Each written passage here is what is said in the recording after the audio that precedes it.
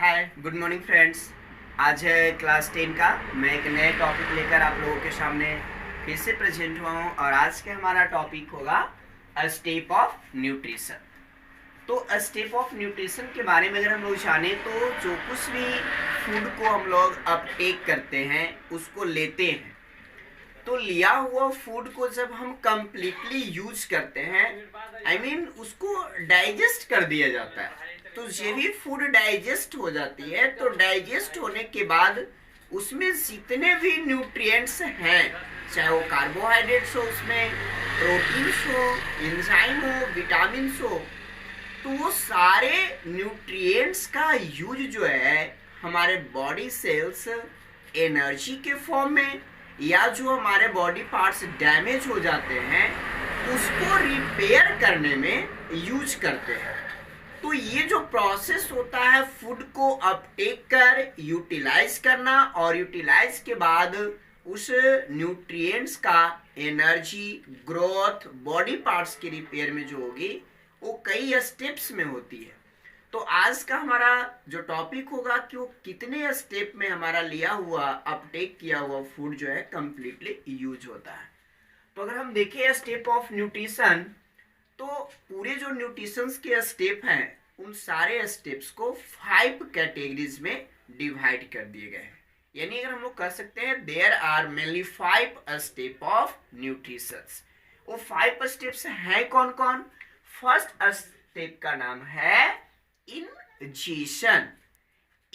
इनका मतलब ही होता है अंदर और जेशन का मतलब जो जाता है, यानी किसके अंदर जाता है भाई?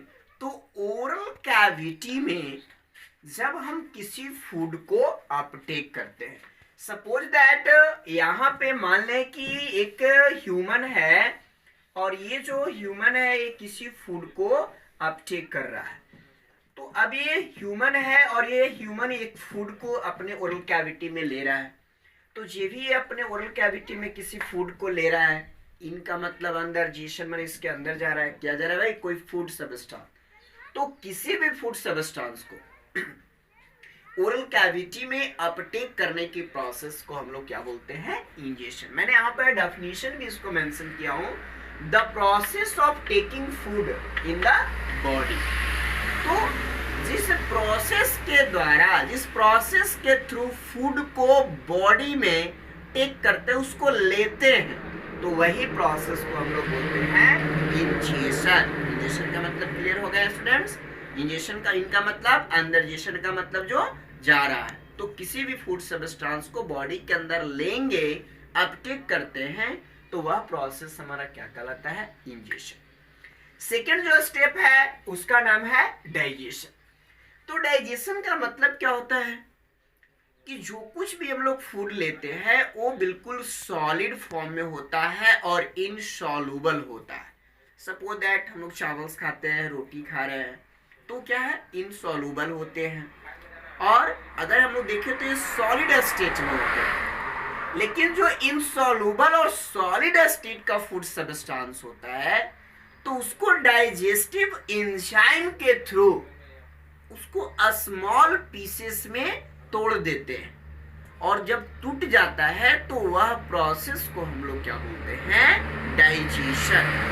तो डाइजेशन क्या होती है? The process in which food containing large, जिस प्रोसेस के द्वारा जो फूड कंटेन है कैसा है भाई? लार्ज मॉलिक्यूल्स है। और ये जो लार्ज इनसॉल्युबल मॉलिक्यूल्स होता है ब्रोकन डाउन, वो टूट जाते हैं। किसमें टूटते हैं? इनटू अ स्मॉल, छोटे छोटे पार्टिकल्स में टूट जाते हैं, जो क्या होते हैं? वाटर में। यानी जो आपके ओरल कैविटी में सलाइवा जो लार होता है वह लार में इजीली डिसॉल्व हो जाते हैं, तो वह प्रोसेस को हम लोग क्या बोलते हैं? डाइजेशन।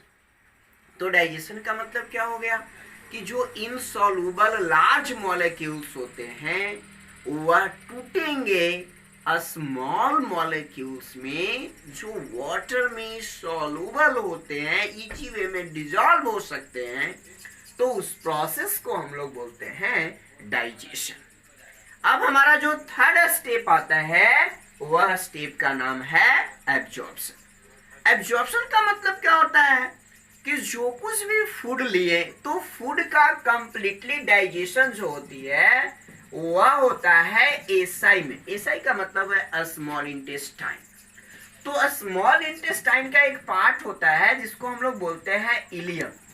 तो स्मॉल इंटेस्टाइन के इलियम पार्ट्स में कोई भी इंसॉल्युबल और लार्ज मॉलिक्यूल्स का फूड सब्सटेंस होता है वो कंप्लीटली ब्रेक डाउन होता है स्मॉल में, जो वाटर में बिल्कुल सॉल्युबल्स होते हैं।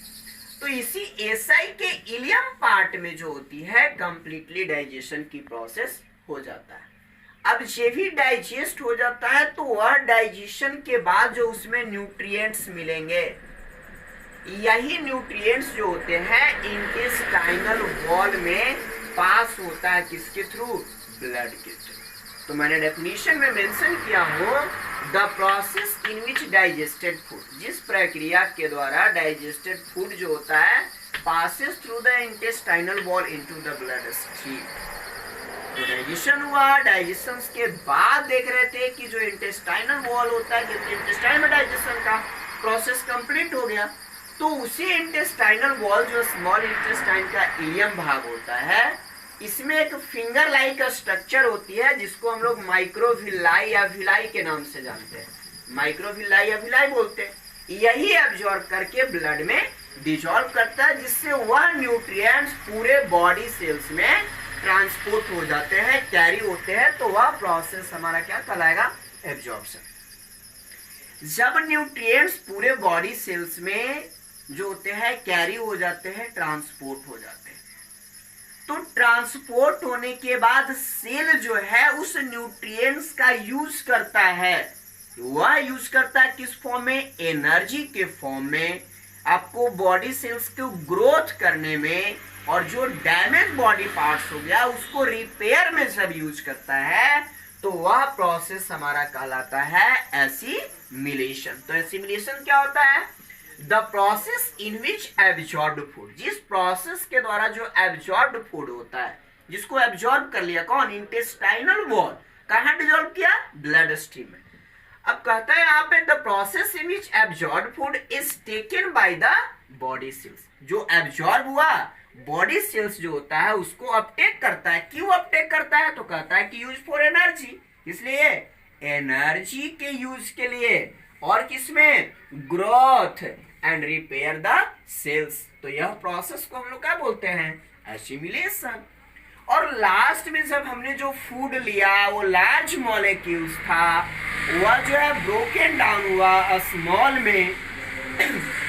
अब जो स्मॉल वाला था वह एब्जॉर्ब कर लिया गया इंटेस्टाइनल वॉल में और ब्लड के थ्रू पूरे बॉडी सेल्स में चली गई। बॉडी सेल्स जो है वह न्यूट्रिएंट्स का यूज एनर्जी के फॉर्म में, ग्रोथ के लिए और बॉडी रिपेयर में कर दिया। इसके बाद जो कुछ अनडाइजेस्टेड फूड बच जाते हैं, ऐसा नहीं है कि जो कुछ भी हम फूड लेते हैं वो कंप्लीटली यूज होता है, नहीं होता।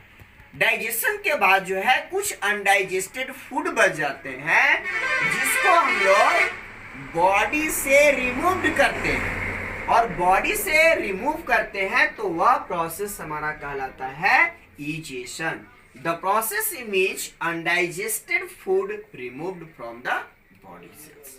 तो जितने भी फूड लिए, फूड का कंप्लीटली जब डाइजेशन हो जाता है उससे न्यूट्रिएंट्स एब्जॉर्ब कर लिए जाते हैं, उस न्यूट्रिएंट्स का यूज एनर्जी के फॉर्म में किया जाता है, और फिर रिमेनिंग जो वेस्ट मटेरियल होती है, अनडाइजेस्टेड फूड जो होता है, वह अनडाइजेस्टेड फूड को जब बॉडी से रिमूव कर दिया जाता है, इलिमिनेट कर देते हैं, तो वह प्रोसेस हमारा क्या कहलाता है? इजेशन। और इसी को हम लोग वेस्ट मटेरियल के रूप में बॉडी से रिमूव करते हैं। तो ये थे हमारे 5 स्टेप ऑफ न्यूट्रिशन। तो न्यूट्रिशन के 5 स्टेप हैं। जहाँ तक मुझे विश्वास होगा बच्चे आपको ये 5 स्टेप क्लियर से समझ में आ गया होगा। आप वीडियो को जो है जूम करके इस डेफिनेशन अपने नोटबुक में मेंशन कर सकते हैं, याद कर सकते हैं। अगर नहीं समझ में आया तो आप अपने कमेंट्स में लिखिए, मैं आपको दोबारा प्रयास कर सकता हूँ। थैंक यू, धन्यवाद।